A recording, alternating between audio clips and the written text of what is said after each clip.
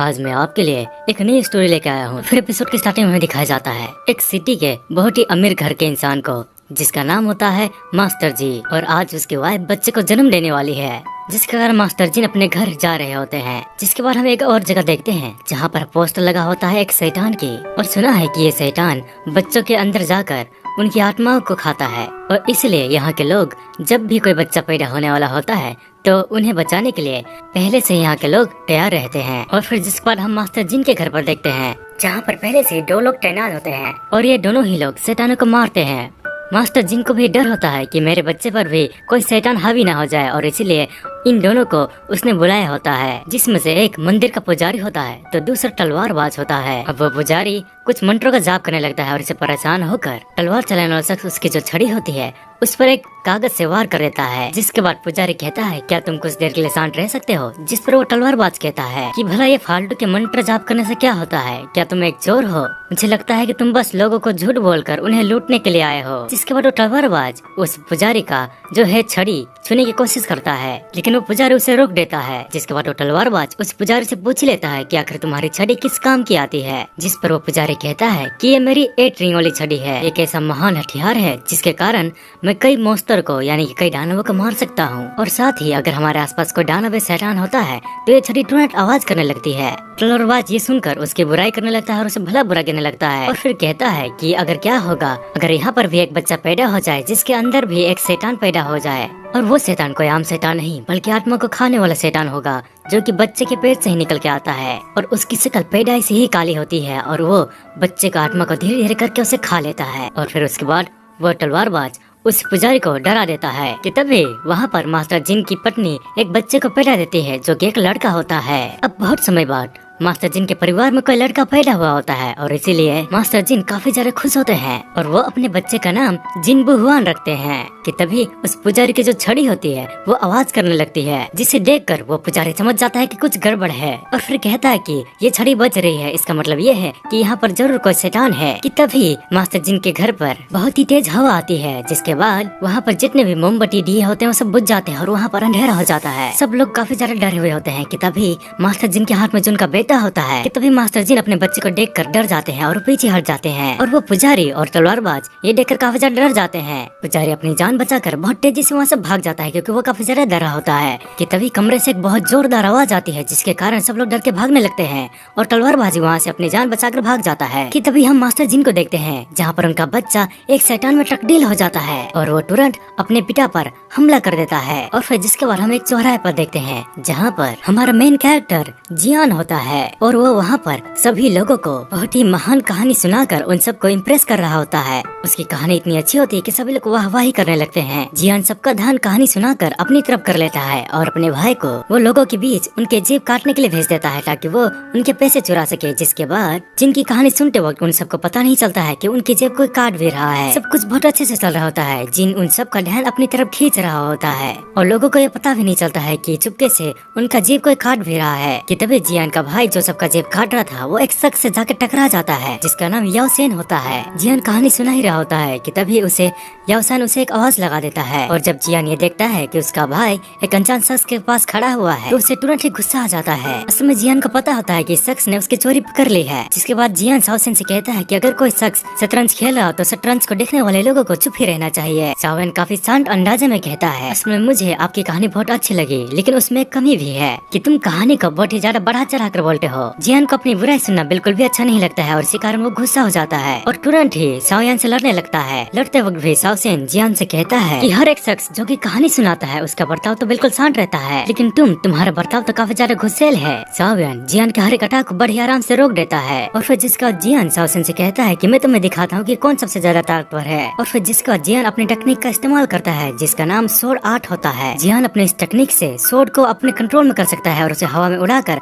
अपने प्रतिद्वंदी पर अटैक कर सकता है। शाओयान भी जियान के इस टेक्निक को देखकर काफी ज्यादा इम्प्रेस होता है। वहाँ पर जितने भी लोग थे वो लोग भी इस टेक्निक को देखकर काफी ज्यादा हैरान होते हैं। और फिर उसके बाद शाओयान जियान के बनाए हुए लकीरों पर एक जादू करता है, जिसके कारण उसकी लकीरें चमकने लगती है और जियान को ये बिल्कुल भी अच्छा नहीं लगता है। और फिर उसके बाद शाओयान जियान से कहता है कि तुम बहुत ही ज्यादा दिखावा करते हो। जिस पर जियान कहता है कि मैं पूर्वी क्षेत्र से आया हूँ और मैं कोई दिखावा नहीं करता, मैं अपनी ताकत और काबिलियत का इस्तेमाल करके कई बड़े मॉन्स्टर को खत्म कर सकता हूँ। और फिर जिसके बाद जियान अपने कई सारे महान जियान बातें बताने लगता है। वहाँ पर जितने भी लोग होते हैं वो सारे जियान के बातों में आ जाते हैं और उसकी वाहवाही करने लगते हैं। जब जियान जा ही रहा होता है कि तभी एक शख्स भीड़ में से निकल कर आकर उसका हाथ पकड़ लेता है कि महानायक प्लीज हमारी सहायता कीजिए, आप मेरे मास्टर को बचा लीजिए। जियान की नजर जैसे ही पैसों पर पड़ती है तो उसे काफी ज्यादा लालच आ जाता है, जिसके बाद वो पूछता है कि बताओ आखिर मुझे क्या करना होगा। जिस पर वो शख्स कहता है कि आप मेरे मास्टर जिन की सहायता कीजिए, वो बहुत ही ज्यादा बीमार है, आप अपनी शक्तियों से उसे ठीक कर दीजिए। वो शख्स जियान के आगे झुककर काफी ज्यादा विनती कर रहा होता है, लेकिन जियान को यह बात बहुत अच्छे से पता होती है कि मास्टर जिन कितना ज्यादा लालची और कंजूस इंसान है, और इसीलिए वो बहाना बना देता है कि मेरे परिवार में कुछ जरूरी काम है जिसके कारण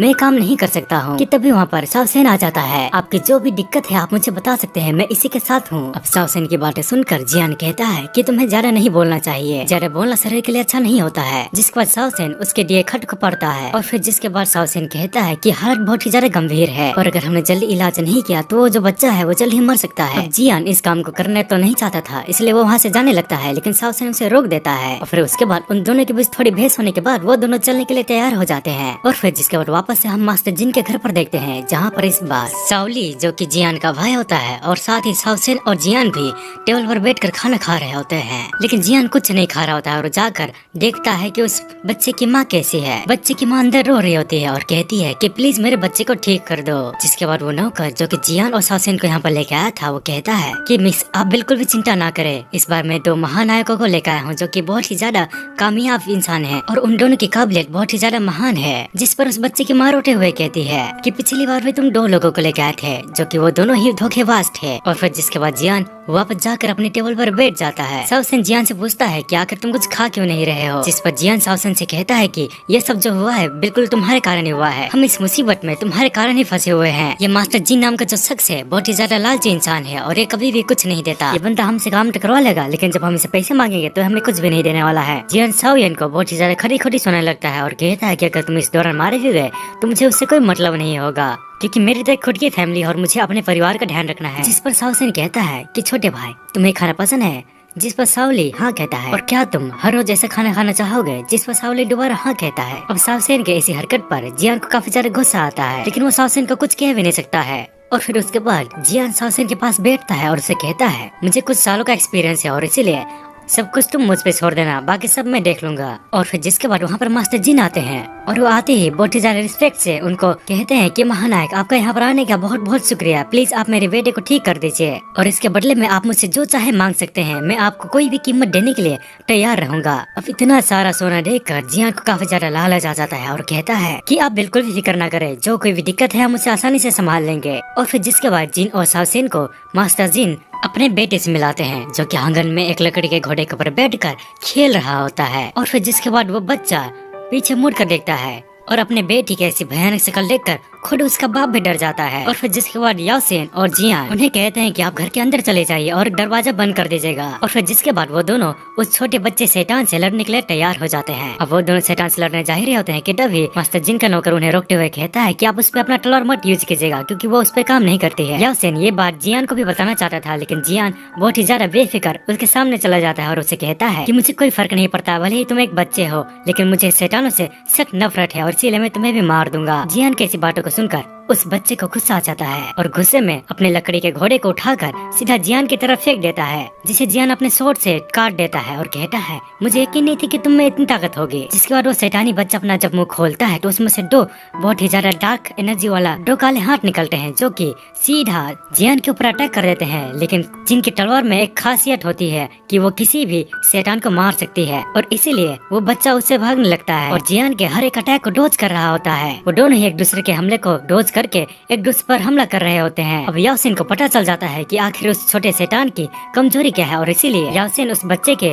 हाथ को काटने की तैयारी करने लगता है और जियान को भी कहता है कि तुम उसके हाथ काट दो। छोटे शैतान को भी पता चल चुका होता है कि दोनों क्या करने की कोशिश कर रहे हैं और इसीलिए वो संभल जाता है और समय रहते अपने हाथ को बचा लेता है, जिसके कारण जियान उस पर वार नहीं कर सकता था और वो बच्चा जियान को चिढ़ा रहा होता है। जिसके बाद यासेन को अचानक से एक आइडिया आता है और भागकर यासेन दीवार की तरफ जाने लगता है। जब जियान ये देखता है कि यासेन भाग रहा है तो उसे बहुत ही ज्यादा गुस्सा आता है कि साले कायर कहीं के तुम एक बच्चे का सामना नहीं कर सकते। जिसके बाद यासेन अपने पंखे से उस बच्चे के सर पे मारकर उसे गुस्सा दिलाने लगता है, जिसके कारण वो शैतान यासेन के ऊपर अटैक कर देता है जिसके बाद याओसेन उस बच्चे के हाथ को धीरे धीरे करके दीवार की तरफ ले जाने लगता है और अपने जादू से उस दीवार के ऊपर उस बच्चे के हाथ को चिपका देता है। जिसके बाद वो बच्चा अपने हाथ को दोबारा से अपने मुंह में नहीं ले पाता और जिसके बाद वो बच्चा अपने हाथ को बचाने के लिए दौड़ने लगता है लेकिन तभी जियान उसे पकड़ कर रोक लेता है और कहता है, और फिर जियान अपनी तलवार को याओसेन की तरफ फेंक देता है और याओसेन उसके तलवार को पकड़ लेता है। और फिर उसके बाद जब याओसेन उस शैतान बच्चे का हाथ काटने जा रहा होता है कि तभी वो शैतान बच्चा दीवार को ही अपनी तरफ खींच लेता है, जिसके कारण जियान और उस बच्चे को बहुत ही ज्यादा चोट लग जाती है। याओसेन दौड़ते हुए उसके पास जाता है और उसे उठाने की कोशिश करता है लेकिन जियान को कुछ ज्यादा चोट नहीं लगी होती है और इसीलिए वो जल्दी से होश में आ जाता है और फिर उस बच्चे के मुंह से उस शैतान के हाथ को बाहर निकाल लेता है। जिसके बाद वो शैतान वहाँ से भागने की कोशिश करने लगता है लेकिन जियान उसे अपने तलवार फेंक कर मार देता है और वो छोटा बच्चा जिसके अंदर शैतान था वो बिल्कुल ठीक हो चुका होता है। अब सब कुछ खत्म हो चुका था, काम पूरा हो चुका था और इसीलिए जियान याओसेन से कहता है कि हमें जो भी इनाम मिलने वाला है उसमें से 80% मेरा होगा और 20% तुम्हारा होगा। मास्टर जिन भी बहुत ही ज्यादा खुश होते हैं क्योंकि अब उनका बेटा ठीक हो चुका होता है और फिर जियान और याओसेन के पास आकर कहता है कि लगभग मैंने 3 शादी की, उसके बाद मेरा एक बेटा हुआ जिसे आपने बचा लिया है। अपनी तारीफ सुनकर जियान को काफी ज्यादा शर्म आने लगती है। जिसके बाद जियान मास्टर जिन से उनका हिसाब मांगने लगता है कि मैंने अपनी जान में खेलकर आपके बेटे को बचाया है तो आप इसका हमें इनाम दीजिए। अब मास्टर जिन बहुत ही ज्यादा कंजूस इंसान होते हैं और इसीलिए वो जियान को बहुत ही कम पैसे देते हैं और जियान भी ये सब देखकर काफी ज्यादा हैरान होता है कि मुझे बस इतने से पैसे मिले, मैंने इतना बड़ा काम किया और बस इतना सा। जिस पर मास्टर जिन कहते हैं कि तुमने मेरी दीवार भी तो तोड़ी है, उसे मुझे ठीक करवाना होगा ना। अब याओसेन को जियान के ऊपर काफी ज्यादा हंसी आती है और कहता है कि भाई आप 80-20 का मामला खत्म कर, सब कुछ तू ही रख ले, मुझे कुछ नहीं चाहिए। जाते टाइम जियान काफी ज्यादा गुस्सा आता है और कहता है कि अगर अगली बार कोई काम पड़ा तो मैं सबसे पहले पैसे लूंगा, उसके बाद ही उनका काम करूंगा। जिसके बाद जियान को अचानक भूख लगने लगती है और इतने से पैसों में उसे खाने के लिए कुछ बढ़िया सा भी नहीं मिल पाता। याओसेन जियान से कहता है मैंने तो तुम्हें पहले कहा था कि तुम कुछ खा लो लेकिन तुमने कुछ भी नहीं खाया। कि तभी उसका भाई साउली उसे एक चिकन का लेग पीस देता है जो कि उसने खाना खाते टाइम उठा लिया होता है और इससे जियान काफी ज्यादा खुश होता है कि तभी उन्हें महसूस होता है उनके आसपास एक और शैतान है जो कि उन्हें छुप कर देख रहा होता है। और जब उन्हें ये महसूस होता है तो जियान तुरंत दौड़ते हुए उस शैतान का पीछा करने लगता है और जियान उसके पीछा करते हुए जाने से पहले शाओयान से कहता है। और फिर जिसके बाद हमारे एपिसोड यहीं पर एंड हो जाता है। आपको अगर वीडियो पसंद आई हो तो प्लीज हमारे वीडियो को लाइक, शेयर और कमेंट करना ना भूले ताकि हमें ऐसे वीडियो बनाने में और भी ज्यादा मोटिवेशन मिलता रहे। तब तक के लिए मैं अलविदा लेना चाहूंगा और आपसे मुलाकात होगी हमारे अगले वीडियो पे और तब तक के लिए अपना और अपना ख्याल रखना। Good bye.